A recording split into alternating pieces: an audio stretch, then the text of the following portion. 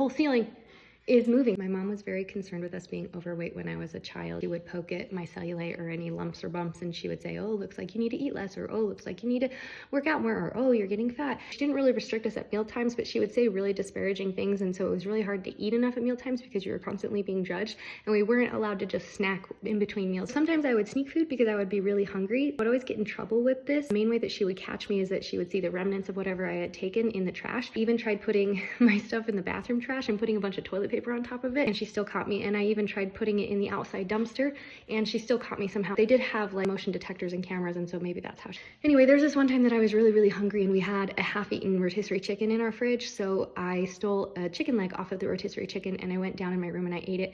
I was in the basement, and it was only me and my brother in the basement, and the rest of the basement wasn't finished, so the rest of my family didn't really go down there. But I ate this chicken leg, and I was too afraid to go take it into the trash, so instead I got some toilet paper from the bathroom, and I wrapped it up in toilet paper, and I hid it in one of my drawers and totally forgot about it. I was really young. I don't remember exactly how young, but younger than 12. Months later, one night I was reading a book at like 1 or 2 in the morning because I love to read, and I'm just sitting there in my bed, and this thing falls off my ceiling and it hits my book, and I stare at it, and it's moving, and it's this little tiny worm, and it's just like moving, and I was like, what the heck? So I slowly look up at my ceiling, and the whole ceiling is moving. And then I look around my walls, and all the walls are moving. Look back down at my book at this little worm that's like just moving, and another one falls, hits in my book. Now I used to have really bad night terrors, so in my head I was like, this is not real, this is a nightmare, I'm just having a nightmare. I slammed my book closed, I threw it across the room, and I ran screaming out of my room to my parents' room. My mom also just thought that I was having a nightmare, so she was gonna come down to the room to show me the walls and the ceiling are not alive. She walked in, and she also saw the ceiling moving and the walls moving.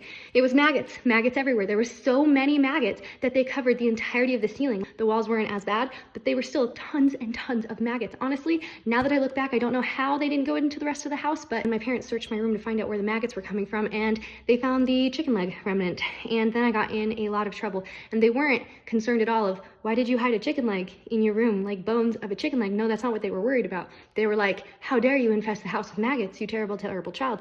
And I remember them yelling at me. I remember just looking at my room, and my parents were talking about how we're gonna have to move everything out and clean, and I remember thinking, well, at least I'll get to reorganize my furniture.